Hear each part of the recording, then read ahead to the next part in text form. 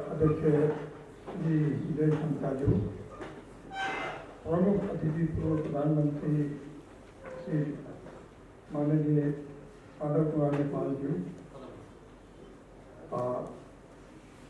भर्खरै आफ्नो सारगढी भनिराखेर जानुभयो शिरोमजी, हरि गौतमजी र यो पुस्तक प्रकाशित गरिदिनु भएकोमा हरि गौतमजीलाई धन्यवाद दिन चाहन्छु।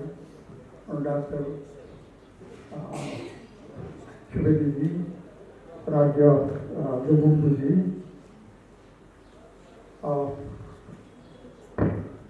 यहाँहरू सबैप्रति आभारी छु।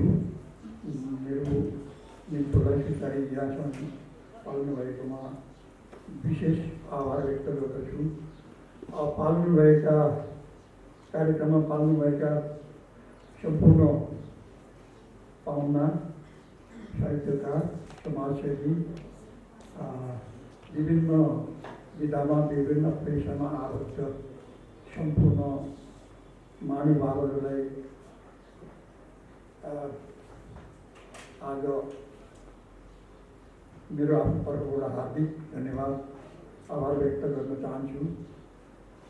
र मैले यो पुस्तकको बारेमा मेरो लेख्ने एउटा उत्साह कसरी आयो भन्ने बारेमा मलाई भन्ने एउटा मौका दिएकोमा धन्यवाद गुरुसरजीलाई। र म मेरो युरोप यात्रा कसरी सुरु हो भन्ने म थोरै बताउन चाहन्छु कि केही वर्ष अगाडिदेखि मेरो छोरी, ज्वाइँ अथवा अन्य धेरै नातेदारहरू बेलायतमा बसोबास गर्छन्। उहाँहरूको निम्तोमा अथवा उहाँहरूको एउटा सदाशयताको कारण मैले यो पुस्तक तयारी गर्न सकेको हुँ। मैले नढाँटी भन्नुपर्दछ। र म यहाँबाट दोहा, कतारको दोहा हुँदै बेलायत प्रवेश गरेँ। दोहाबाट बेलायत प्रवेश गर्ने बित्तिकै मैले विभिन्न आफन्तजनहरूको र स्वागतको र आतिथ्यको र एउटा आत्मीयताको अनुभूति पाएँ मैले। त्यस अवसरमा मलाई आफ्नो एउटा उमङ्ग, आफ्नो एउटा उत्साह जागेर आयो। र त्यसपछि म अब त्यहाँ एउटा बस्ने अवसरमा एउटा चाहिँ 5-7 महिनाको त्यहाँ बसाइ हुने हुनाले म चाहिँ युरोपियन देशहरूमा घुम्ने इच्छा थियो। त्यो इच्छा चाहिँ मेरा छोरी ज्वाइँहरूले पुरा गरिदिनु भयो। त्यसको लागि म उहाँहरूप्रति आभार छु, मेरो छोरी ज्वाइँहरूबाट। जब मैले यो किताब लेख्न मलाई लेखेपछि यसको प्रतिक्रियास्वरूप केही कमेन्टहरू मैले पाएको थिएँ। त्यो मैले यहाँ भन्दाखेरि अत्युक्ति नहोला। ए बाजे, तपाईँले यो उमेरमा नि कस्तो जाँगर चलाएको भन्ने प्रतिक्रिया हो मलाई। अनि मलाई एक किसिममा आनन्द पनि लाग्यो। कस्तो आनन्द लाग्यो भने म अब यो त राम्रै कुरा हो। मैले यो किताब तयार गर्ने एउटा प्रेरणा कसरी पाएँ भन्दाखेरि म जहाँ गएँ एउटा अनौठो सिनहरू देखेँ, अनौठो अनुभूतिहरू गरेँ, जुन चाहिँ मेरो डायरीमा ट्याक्क टिपेँ। जो मलाई अनौठो लाग्थ्यो अथवा जुन कुरो मलाई चाहिँ म डुलेको र पुगेको ठाउँको टिपोट गर्थेँ। किन मैले टिपोट गरेँ मलाई नौलो लाग्थ्यो, मलाई चाहिँ एउटा कलात्मक लाग्थ्यो अथवा मलाई एउटा चाहिँ साहित्यिक लाग्थ्यो, सामाजिक लाग्थ्यो, भौगोलिक हिसाबले अलिकति भनौँ न। अब जर्मनमा पुग्दाखेरि जर्मनको त्यो हिमालतिर जाने कार्यक्रम हाम्रो चाहिँ टुर गाइडले बनाएको हुनाले त्यो हिमालमा चढ्दाखेरि मैले हाम्रो नेपाललाई सम्झिहालेँ। किन सम्झेन, हाम्रो देश पनि त एउटा हिमाली देश हो नि त। अनि त्यहाँ त्यो हिमालमा त रेल चल्दो रहेछ, रेल पनि उकालो चढ्दो रहेछ। अनि मलाई अनौठो लाग्ने नै भयो, रेल पनि उकालो चढ्छ त, कसरी चढ्दो रहेछ उकालो चढ्छ रेल? मलाई अब आफैले प्रश्न गर्ने नै भयो। अनि त्यो रेलको 3वटा लिक हुँदो रहेछ, 2टा लिकमा त चिप्लिहाल्छ। अब त्यसको लिक चाहिँ बिचमा धेरै अखटा हुँदो रहेछ, उकालो चढ्दा अखटाले अड्काएर खट्टक खट्टक गर्छ। यहाँतिर इन्डियाको रेल त धेरै झकझक झकझक दुर्छ, त्यहाँ त खटखट खट गर्छ। त्यो रेल त त्यो अखटामा यसरी टेक्दै उकालो चढ्छ, चिप्लिन नपाऊ। मलाई त अनौठो लाग्यो। मैले डायरीमा यहीँबाट मैले टिप्न सुरु गरेँ। हेर्नुहोस्, त्यो पछि हामी चाहिँ जङ्फ्राउ भन्ने ठाउँतिर पुग्यौँ, जो जर्मनको चाहिँ उत्कृष्ट गन्तव्य स्थल मानिँदो रहेछ। त्यहाँ त अब वर्षमा हजारौँ मात्र होइन, लाखौँ मात्र होइन, त्यहाँ त करिब अब करोडौँ माथि जाँदो हो। अहिले मैले चाहिँ त्यस्तो अनुभूति गरेँ, त्यति भिडभाड र हिमालमा जहाँ विभिन्न चाहिँ डिपार्टमेन्टल सपहरू हिमालको त्यो टनेलभित्र चाहिँ भेटिन्छ। अनि त्यो पनि मलाई अनौठो लाग्यो। अनि त्यो चाहिँ आइसको त्यो हिउँको चाहिँ टनेलहरू छ, हिउँको चाहिँ घरहरू छ, हिउँको चाहिँ स्ट्याचुहरू छ। विभिन्न चाहिँ के अरे प्रसिद्ध कलाकार व्यक्तिहरूको अथवा विद्वानहरूको अथवा चाहिँ प्रसिद्ध मान्छेहरूको स्ट्याचु पनि राखिएको छ, हरेक छ। त्यो पनि अनौठो लाग्यो। अनि त्यसलाई यसो सोधिखोजी गर्दाखेरि र इटालियन एउटा चाहिँ व्यापारीले त्यो परिकल्पना गरेको 1890-93 परिकल्पना गरेको रहेछ। त्यो हिमाललाई किन व्यापारमा परिणत नगर्ने भन्ने एडल्फ जेलर भन्ने एकजना बहुत चतुर, बहुत चलाक व्यापारीले त्यो चाहिँ परिकल्पना गरेर मान्छे चाहिँ इटालियन मूलको तर जर्मनमा उसले चाहिँ त्यो एउटा साइड त्यो अवस्थामा बुट प्रथा अनुसार भनौँ न साझेदारीको अवधारणालाई ल्याएर उसले चाहिँ सदनबाट पनि पारित गरेर त्यहाँ चाहिँ सुरु गर्यो। 30 वर्षमा तयारी गर्यो। तर सो मान्छे पछि चाहिँ चिसोले निमोनिया भएर उसको मृत्यु भयो। त्यो हिसाबले अब त्यहाँ अनौठो कुरा मैले टिपोट गरेको थिएँ, त्यो कुरा अलिकति लेखेको छु। त्यस्तै अब हामी इटालीतिर प्रवेश गऱ्यौँ। हाम्रो दिने 52 जनाको 4 महादेशको 52 जनाको टोली थियौँ। हामी एसियन मान्छेहरू 4 जना मात्रै थियौँ। एकजना इन्डियन बहिनी हुनुहुन्थ्यो, कमला, 5 जना मान्छे थियौँ। अरू 4 महादेशको मान्छेहरू 52 जनाको ट्रिपमा थियौँ। अनि त्यो प्याकेज टुरमा गएको थियौँ। हामी चाहिँ इटाली प्रवेश गर्दा निकै दुःख भयो। जामहरू त्यहाँको चाहिँ यातायातको कठिनाइहरू निकै भोग्नु पऱ्यो। अनि हाम्रो टुर गाइडले चाहिँ हाम्रो प्याकेज अन्तर्गत त्यो ढल्किएको बाङ्गिएको पिसा भन्ने ठाउँमा एउटा ढल्किएको टावर रहेछ। त्यो टावर हेर्नलाई चाहिँ लाखौँ मान्छेहरू आउँदो रहेछ, एकदम टाढा। यसरी नै हामी चाहिँ यो कलाको राजधानी फ्लोरेन्सतिर लाग्ने म छुट्याउँछु मेरो भनाइ। किन हाम्रो प्रमुख अतिथिज्यूलाई मैले समय दिनुपर्छ। मैले यो सबै विवरण किताबमै लेखेको छु। मैले छोटो मोटो अनौठो कुराहरू मात्रै भन्छु। म फ्लोरेन्समा गएर हामीले चाहिँ जो विश्व प्रसिद्ध कलाकृतिहरू प्रसिद्ध छन् त्यहाँ चाहिँ भ्रमण गऱ्यौँ। त्यहाँको रोचक घटनाहरू मैले चाहिँ मेरो पुस्तकमा वर्णन गरेको छु। पढ्नुभयो भने तपाईँलाई आनन्द आउँछ भन्ने मलाई लागेको छ। अब त्यसपछि हामी इटालीबाट हामी चाहिँ उता लाग्यौँ यो इन्सब्रुक भन्ने चाहिँ अस्ट्रिया भन्ने एउटा भूपरिवेष्टित देश, युरोपको भूपरिवेष्टित देश हो, जो हाम्रो नेपालको भूगोलसँग करिब करिब मिल्दोजुल्दो रहेछ। र इनखोलाको बाटो, इनखोलै खोला भन्ने मैले शीर्षक राख्नु पर्ने मेरो किताबमा राख्न खोजेको थिएँ। हाम्रो चाहिँ जयजीले विरोध गर्नुभयो, अनि मैले इनखोलै खोलाको यात्रा भन्ने राखिनँ मेरो जयजीको सल्लाहमा।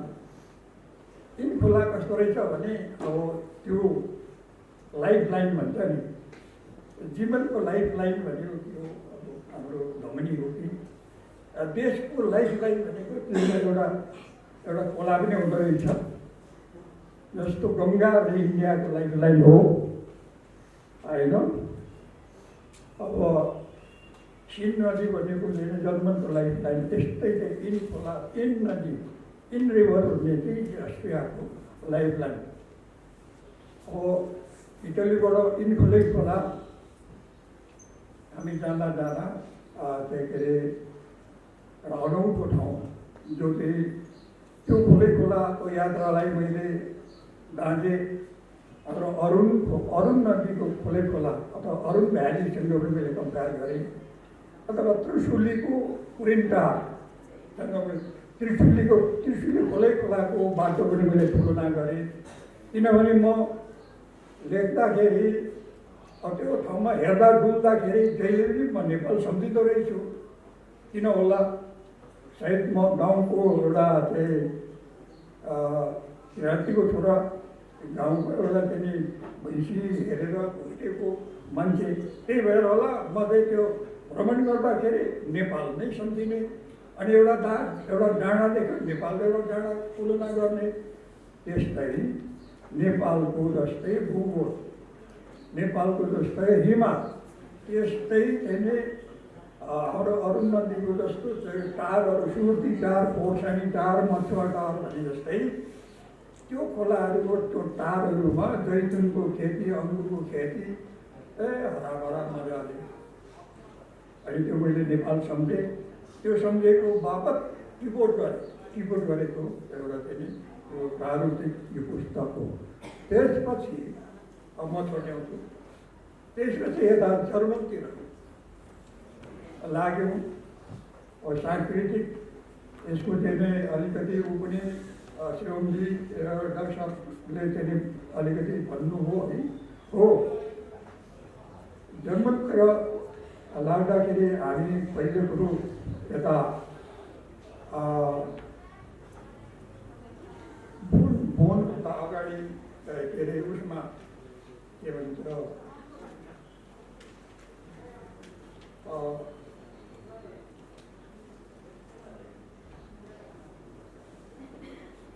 म्युनिक भन्ने सहरमा आयौँ।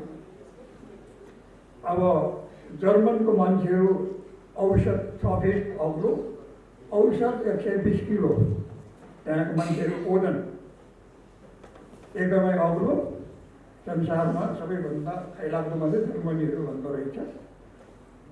तर म्युनिक सहरमा मैले 10 किलोको मान्छे देखेँ, अनि मलाई त लाग्ने अचम्म लाग्ने हो रिपोर्ट गरेँ, 10 किलोको मान्छे पनि हुन्छ र हुँदो रहेछ।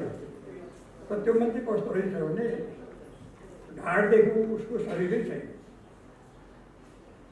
आधा मात्रै छ उसको शरीर, जम्मा सानो छ, 10 किलो जति होला मैले त्यो अनुमान लगाएँ। अनि उसको रिपोर्ट गरेँ, अनि उसको जीविकोपार्जन सानो एउटा चाहिँ एउटा बाजा बजाउने, अनि आगन्तुकहरूले उसलाई दिने, उसको जीविका गर्ने त्यो। अब त्यस्तै यो अब हामी त्यहाँको 2 दिन 3 दिनको बसेपछि के अरे बोनतर्फ जाँदाखेरि चाहिँ के अरे एउटा अचम्मको एउटा डाँडा रहेछ, ढुङ्गे डाँडा। त्यहाँ चाहिँ एउटा चुडेल अथवा जलपरी भन्ने चुडेल भन्ने एउटा चाहिँ भूतको वासस्थान भन्ने बुझियो। र लोरेली भन्ने एउटा स्ट्याचु खडा गरेर चाहिँ त्यो त्यहाँ एउटा मूर्ति स्थापना गरेपछि अब त्यहाँ दुर्घटना हुन थाल्यो। नत्र भने सयौँ डुङ्गा सयौँ जहाज डुबेर त्यो चुडेलको आकर्षणले मोहित भएर त्यहाँ चाहिँ त्यो जहाज डुबेको खान पाउँदो रहेछ। त्यो त्यहाँको चाहिँ त्यो सुनेपछि मलाई त्यो टिकट गर्न मन लाग्यो। लोरेलले भन्ने चाहिँ जर्मनमा लोरेले पनि भन्दो रहेछ। त्यसको रिपोर्ट गरेपछि अनि यहाँ नेपालको हाम्रो चुडेलको सम्झना आयो, मैले रिपोर्ट गरेँ। अनि त्यो जहाजहरू दुर्घटना हुँदाखेरिको चाहिँ भनेको यहाँ पनि हाम्रो कहीँ यो हाम्रोमा त जहाज पाउँदैन, तर यो बसहरू यातायातमा एउटा धरानमा एउटा तिनकुने हुने ठाउँ छ। त्यहाँ तपाईँको सालमा 5वटा 6वटा एक्सिडेन्ट हुने बाटोसम्म छ, राम्रो बाटो छ। पछि चाहिँ शिव मन्दिर बनाएपछि त्यहाँ एक्सिडेन्ट हुन थाल्यो। राम्रो बाटो है, सम्म छ, कुनै भिड पनि होइन, कुनै कानुला पनि होइन। त्यो सम्झेर मैले लोरेलीको मैले चाहिँ टिकट गरेको हो।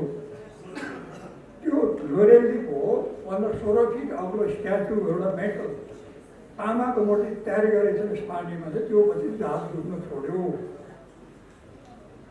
अब त्यो चाहिँ जलपरी भन्ने कि त्यसलाई अब त्यो अब चुडेल भनेको त अब यो भूत हो।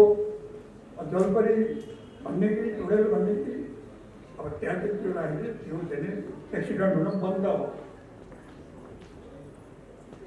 अब यो चाहिँ जर्मनको कुरा मैले अलिकति गरेँ। त्यसपछि हामी नेदरल्यान्डतिर प्रवेश गऱ्यौँ। नेदरल्यान्ड त्यति खासै छैन।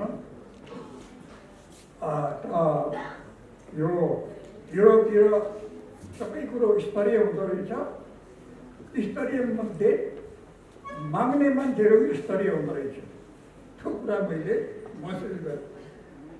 माग्ने कस्तो भन्दाखेरि एउटा चाहिँ मुरकुटा जस्तो पहिरन ओढेर अनि चोकमा बसेर मूर्ति जस्तो उभिने, अनि अब जानेर आगन्तुकहरूले त्यसलाई बुझेर चाहिँ पैसा थोरै दिनुपर्ने, अनि उसँग फोटो खिच्ने। मैले फोटो खिच्ने मेरो काममा। त्यसपछि अब सक्न लागे यो मसानसँग मैले फोटो खिचेको। त्यसपछि पनि अब नेदरल्यान्डको कुरा अलिकति गरिहाल्छु। नेदरल्यान्ड एउटा चाहिँ सानो देश हो, सम्पन्न देश हो। सम्पन्न देश भए पनि त्यहाँको सचिव स्तरको मान्छेले साइकलै चलाउँदो रहेछ। यो ब्युरोक्राट्सहरूले सचिव स्तरको मान्छेले साइकलै चलाउने रहेछ। त्यो कुरा मैले थाहा पाएँ। साइकलको डम्बु छ, पार्कभरि साइकल, उता चाहिँ खोलाको नहरको किनारैभरि साइकल, साँचो लगाएर के हो यो भन्दाखेरि त साइकलको चलन रहेछ। साइकलको चलन भने तपाईँहरू बुझ्नुहुन्छ। तेल बच्यो क्या र, शारीरिक कसरत भयो क्या र।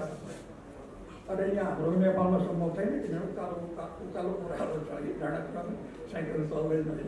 तर मेरो आफ्नो मनमा लागेको। अब त्यसपछि हामी कुरो त धेरै गर्नु थियो। त्यसपछि बेल्जियमतिर लाग्यौँ। बेल्जियममा त्यहाँको राष्ट्रिय अर्थतन्त्र, बेल्जियम सानो देश। अब त्यहाँको राष्ट्रिय अर्थतन्त्रलाई त्यहाँको ब्रान्ड के रहेछ गाडीको त्यो चिज, अनि क्लब भनेको चाहिँ एउटा काठको जुत्ता, त्यो बन्सी, त्यो चाबी झुन्डाउ न, त्यस्तो यस्तो जम्मै पैसा कसरी कमाउने होइन। अब हामी युरोप भन्छौँ, युरोपको मान्छे निकै परिश्रमी पनि थाहा नै कसरी परिश्रमी। हामीलाई चाहिँ त्यो ड्राइभर 11 घन्टा ड्राइभिङ गरेर घर उसले थकाइ नै महसुस गर्दैन त्यो, अनि परिश्रम। अन्त काठको जुत्ता बुझ्ने मान्छेले बिहानदेखि खटेर चिज बनाउने मान्छे बिहानदेखि खटेर अब राष्ट्रिय अर्थतन्त्रलाई चाहिँ टेवा दिएको होला, उसको आफ्नो व्यवसाय राम्रो गरेको होला, अनि त्यसरी के अरे सम्पन्न हुँदो रहेछ अर्थतन्त्रता भने जस्तो पनि लाग्यो थिएँ। अलिअलि म साहित्यमा चाख दिए पनि अलिअलि म अब यो अर्थतन्त्रमा पनि चाख लाग्छ कि अर्थतन्त्र पनि हाम्रो सबल कसरी हुने होला चिन्तन पनि गरेको बोल्छु कि अलिअलि त अब यो मेरो चिन्तन गराएपछि त्यो के भन्नुपर्दो होला अर्थतन्त्र बारेमा चिन्तन गर्छु। अब साहित्य भनेको कला भनेको मनाले चिन्तन गर्ने हुनाले मेरो टिप्पणहरू सानोतिनो टिप्पणहरू को एउटा मूर्तहरू एउटा स्वरूप मेरो किताब यो आजको कार्यक्रममा प्रस्तुत गरेको छु। अब यसलाई चाहिँ यहाँहरूले आएर मेरो सभा बढाइदिनु यसको लागि सम्पूर्णमा धेरै धेरै आभार व्यक्त गर्छु र धन्यवाद दिन्छु। मेरो छोटो भनाइ समाप्त गर्छु।